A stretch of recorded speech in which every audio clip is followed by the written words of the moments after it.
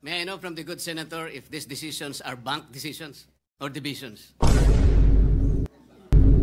Yes, Mr. President, unbanked decisions po. Well, you have to cite the Gladly jurisprudence. cite the GR number po bang hinihingi, Mr. President? Pagka sinabi pong bank, lahat po ng members ng Supreme Court, 15 of them, unanimous. To Kasi po, reiterate what baka division lang yan, 5 lang yun. Hindi po No, bank Mr. yun. President, to reiterate what I already said, mga ano po ito, mga reversal ng unanimous Supreme Court decisions. Yes, but Iko whether po these are bank on decisions or decisions by a division. And whether or not Mr. they were President, characterized by... sinabi ko rin na po kanina, Sandali unbanked po. decisions po ito. Ay, hindi po, Whether or I not am the replying to decisions question. are characterized by the following qualifications.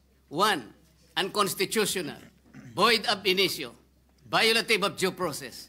All these are present in those jurisprudence cases as you cited. Mr. President, bagamat para itong yung pinag-uusapan natin kaninang operative facts, kanina simple lang yung tanong eh. May kaso na po ba na ang Supreme Court sa unanimous decision ay ni-reverse ang sarili nila? Ngayon may dinadagdag na tanong. Pero sige.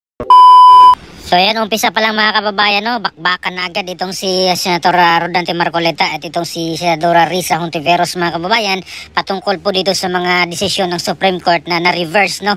Itong kanilang mga desisyon at sinabi nga po ni Senator Marcoleta mga kababayan, no, na hindi pa po niya na-experience or wala pa po siyang alam na may desisyon ang Supreme Court na na-reverse, no? Unanimous decision na na-reverse ito ng mga Supreme Court justices sa pamamagitan ng pag-file ng motion for reconsideration or MR mga kababayan, na sinabi naman nito ni Senator Risa Hontiveros na meron daw mga kababayan history na meron na po noon na mga desisyon ng Supreme Court na unanimous din at na-reverse din mga kababayan. Kaya sinabi ni Senator Marcoleta kung ito ba ay talagang in bank, no, desisyon ng lahat ng mga Supreme Court justices, hindi po yung division lang mga kababayan, na kung saan iilan lang na mga members ng Supreme Court Justice, no, yung may decision na iyon. At klinaro pa mga kababayan ni Senator Marcoleta kung ito ba may executory din na nakalagay mga kababayan, no, immediate executory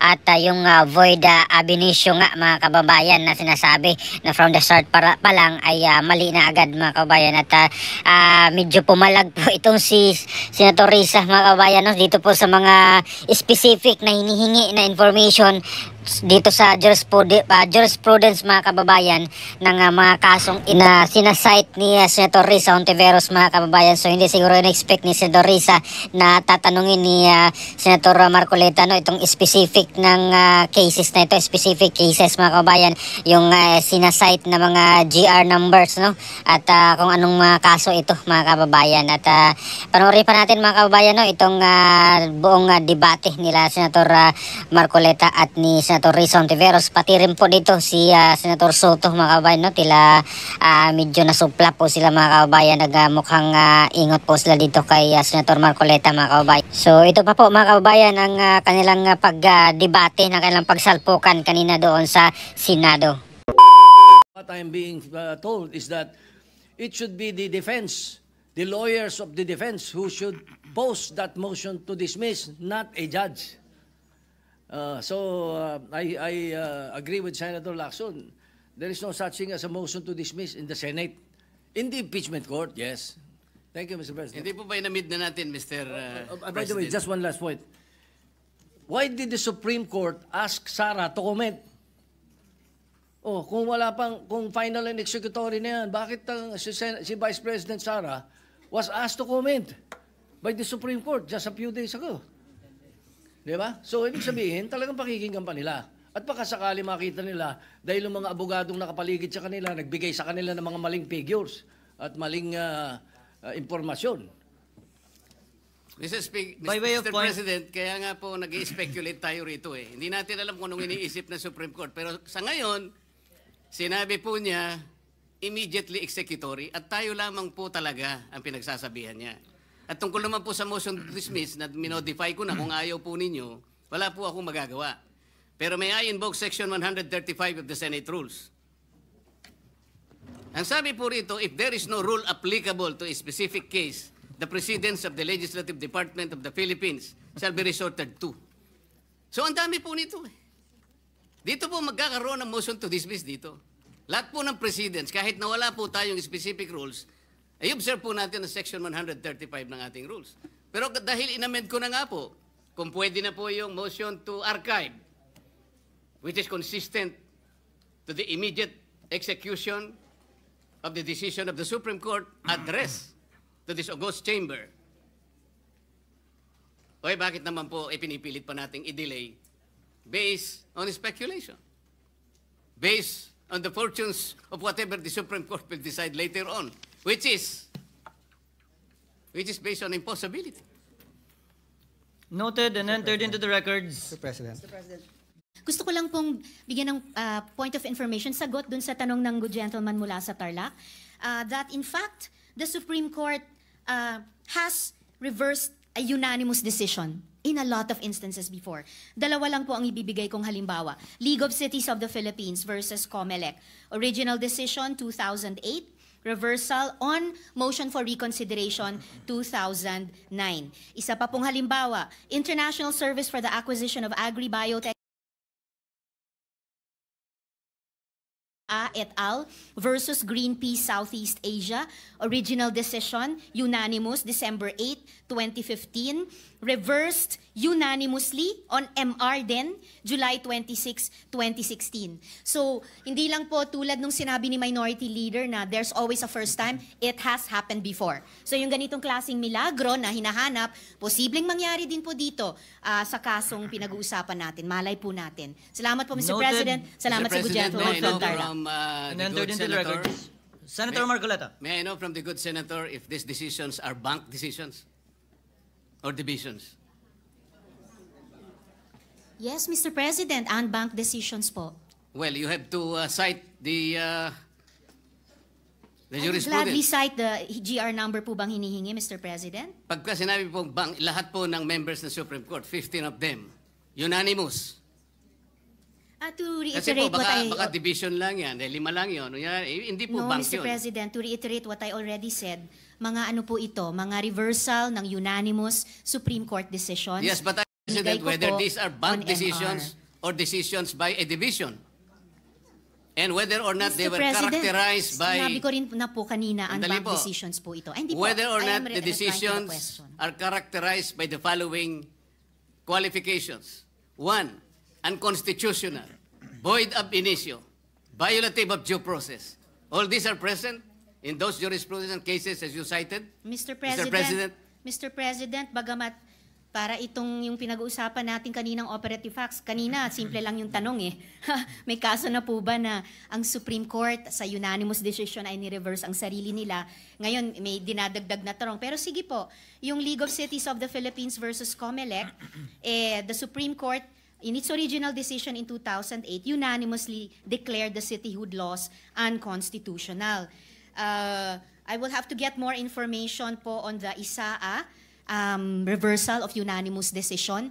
Pero malinaw na mga sagot na po ito dun sa original na tanong. So the original assertion na hindi po natin alam kung na-reverse na ng Supreme Court ang sarili nila sa original na unanimous decision has fallen by the wayside. Kasi the Supreme Court, as I said already earlier, has reversed a unanimous decision unbanked in a lot of instances before. Yun lamang naman po, Mr. President. Noted and entered Salamat into po. the records. Katakot-takot na paglabag po ang aking pong inihayag sa hapong ito. Ay, yun mga kababayan, no, nagmukhang baguhan tuloy itong si Senator Risa Hontiveros at si Senator Soto mga kababayan, no, dito kay Senator Marcoleta. Parang baliktad mga kababayan, sila yung mga parang neophyte, no, dito sa Senado in terms dito sa kanilang pagdebate. Whether or not itong impeachment complaint kay VP Sara ay talagang lumabag ba sa batas mga kababayan itong Kongreso, kasi itong binasihan nila ngayon dito mga kababayan, itong desisyon ng Supreme Court nga na unconstitutional at void ab initio, no, ay yun, at itong si Senator Marcoleta ay talagang kanya pong minution mga kababayan, or nag-motion siya na i-dismiss itong impeachment case laban kay VP Sara at dito po sa desisyon ng Supreme Court, mga kababayan. Yun po yung kanyang pinaglalaban.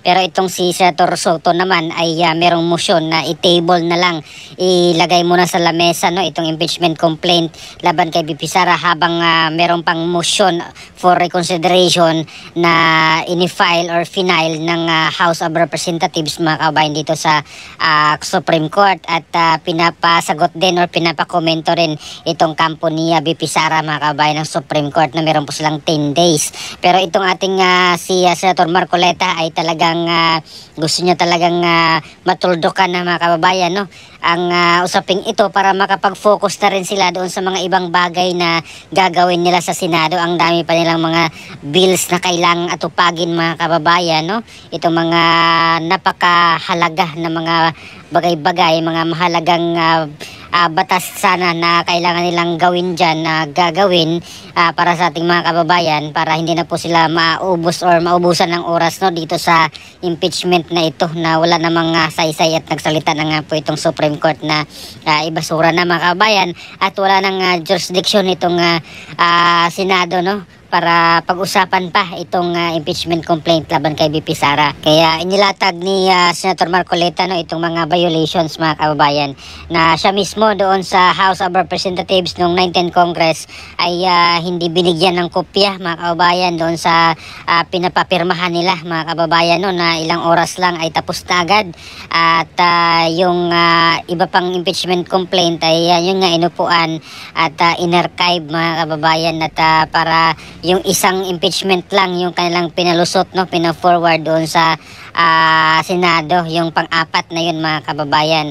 At doon daw po ay nakitaan ng paglabag ng yung 1-year ban ng Korte Suprema na bawal pong mag-file ng impeachment complaint ng more than one sa isang opisyal within the same year or sa isang taon. Kaya nilabag po nila yung 1-year ban, mga kababayan, dito sa pag-file ng impeachment complaint. Although may sagot naman dyan, mga kababayan, ang House of Representatives doon sa kanilang motion for reconsideration doon sa Supreme Court sa pamamagitan ng Solicitor General, mga kababayan, na tama yung kanilang ginawa, tama daw lahat ng proseso, sinunod nila lahat yung kanilang proseso patungkol dito sa pag-file ng impeachment complaint nila or impeachment case laban kay BP Sara, mga kababayan. At itong ating mga senador naman, mga kababayan, ay meron naman silang sariling mga opinion din. At lalong-lalo na itong si Senator Alan Peter Cayetano, mga kababayan, ay isang abogado rin, mga kababayan, si Senator Chis Escudero, si Senator Marcoleta. Ayan, mga abogado man po yan sila. Alam nila, mga kababayan, ng batas patungkol dito. At ito lang maingay si Senator Risa Hontiveros, sila Senator Pangilinan, although abogado siya, mga kababayan, at alam naman natin na talagang anti-Duterte siya, mga kababayan, itong si Senator Pangilinan. So yung apat na medyo maiingay dyan, si Senator Risa Hontiveros, Senator Kiko Pangilinan, si Senator Tito Soto, at si Senator Bam Aquino. So sila yung apat na merong motion nung nakaraan, or meron silang resolution na pinapaikot na gustong ituloy nga itong impeachment complaint laban kay BP Sara at baliwalain yung desisyon ng Korte Suprema. At ngayon ay tutuldukan na nila, mga kababayan, magdedebate na sila dito kung talaga bang ituloy nila itong impeachment or hindi, or kung sundin ba nila itong Supreme Court dito sa kanilang desisyon or kung hindi. Ayan. At para po sa aking opinion, mga kababayan, kitang-kita ko talaga yung galing dito ni Senator Marcoleta. Nag-stand out talaga si Senator Marcoleta dito, mga kababayan. Wala po siyang staff na kinakausap or tumulong sa kanya. Unlike dito sa ibang mga senador, gaya dito ni Senator Risa Hontiveros, pag may mga ganitong pagkakataon, merong kadebate, mga kababayan, merong interpellation dito po sa Senado, ay meron pong mga kodigo na inaabot sa kanya ng kanyang chief of staff na isang abogada. Pero dito kay Senator Marcoleta ay sulong-sulong niya, mga kababayan, talagang kinain niya, mga kababayan, itong mga nag-interpellate sa kanya. Ayan sila Senator Tito Soto, si Senator Risa Hontiveros, ayan yung iba pang nagsalita, sila Pangilinan, si Bam Aquino, at itong si Senator Alan Cayetano rin mga kababayan, no? May magandang ano sila kanina mga kababayan na pag-usapan or bakbakan, no? Abogado versus abogado. Itong si Senator Marcoleta at si Senator Alan Peter Cayetano mga kababayan. So ang napakatahimik ngayon dito mga kababayan or kanina itong si Senator Lito Lapid na parang hindi nga po ata nagsalita, no? Mga kababayan, tahimik na nakaupo lang po doon sa sa upuan si Senator Lito Lapid mga kababayan. So ano pong masasabi nyo dito mga kababayan, no? Ito sa harapan ni Senator Marcoleta at ni Senator Risa Hontiveros at itong si Senator Tito Soto. Ayan, so nagmukhang baguhan tuloy itong mga dating senador na mga kababayan, or mga senador na itong si Senator Tito Soto mga kababayan, na kailang termino na po siya, at saka si Senator Risa Hontiveros dito sa pagharap kay Senator Marcoleta. Ayan, please comment down below. Maraming salamat. God bless po sa ating lahat.